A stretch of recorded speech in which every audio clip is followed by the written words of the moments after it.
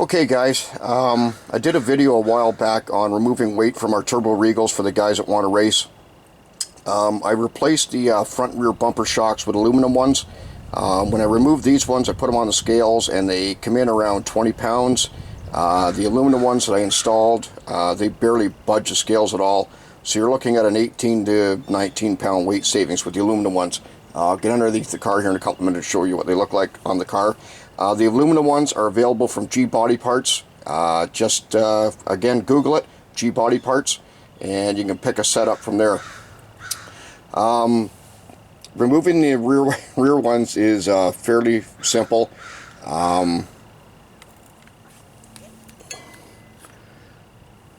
Okay, the rear ones are the short ones here. I can tell because I end up breaking off the bolt underneath the frame. The rear ones are fairly easy to remove. The rear bumper, there's 4 nuts there, 3 bolts that go onto the frame, and then there's 1 bolt underneath the frame. Remove it. Mine didn't want to come out with an impact gun, so I put Johnson bar on it, and I got it off. Broke it, but I got it off. Now the front ones are a tad tougher. It's the same thing. Remove the 4 nuts from the front bumper, the 3 bolts from the frame. This here is up in the frame underneath the rad cradle support. The cradle support hole that's there, it didn't line up with the frame and the bolt, and I didn't have anybody here to hold a wrench on it. I didn't even try and get a wrench on it. So I took the air chisel and I removed some metal from the rad cradle and put a socket on it and a long extension, and I got the bolts out that way. I don't recommend doing it that way. You're screwing up the rad cradle slightly. This is just an old race car I got, so I wasn't too concerned about it. And I'm replacing the rad cradle with aluminum one anyway, so it really didn't matter to me. We'll go have a look at this, and I'll show you what they look like on the car.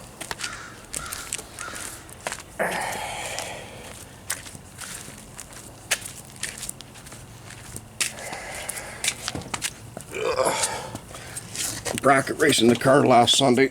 I got it out cleaning it all up. Anyway, here's the one on the driver's side. The bolt that has to come out, geez, I got so much rubber under here I can't even see the bolt hole. Where the heck is it? Here it is here, guys, where my finger is. That's where that bolt goes through right there, so you have to remove it. And I said the other ones are very straightforward. You can't really see them here, it's kind of dark. There's the 4 nuts there for the bumper. There's the 3 for the frame. And again, the one right here, the bolt to get the shock out from the frame. And we'll go over here to the other side. Same shit over here.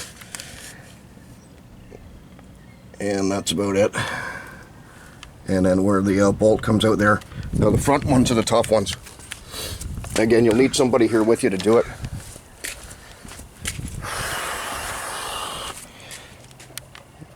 Now, I don't know if you guys can see down in there or not, but that's where the bolt is for the shock. Kind of pointing my finger at it. I don't know if you guys be able to see that or not. But I had to air chisel the hole bigger. The rad cradle support, the holes didn't line up. I couldn't get anything on it. Apparently, I've been told you can put a wrench on it underneath here. But like I said, you're probably going to need another person here to do it. Same thing goes here for the other side. I made the hole bigger over here to get it out. And we'll have a look underneath what they look like at the front. So here they are installed at the front. Again, very, very easy. There's 4 nuts there, 3 here, and I already showed you how to get the bolt out from the top. You have a couple different ways of doing it, as I've said. There might be shims, and what they're there for is to get the bumper to match up with your bumper fillers. At the top here, I'll show you that. There's your bumper fillers here. So the shims, they bring the bumper in and out, and they're in there. So if you do have shims in it, make sure you put them in the same way they come out.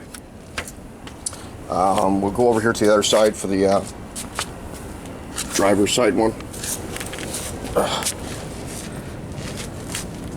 and you can see it's installed as well.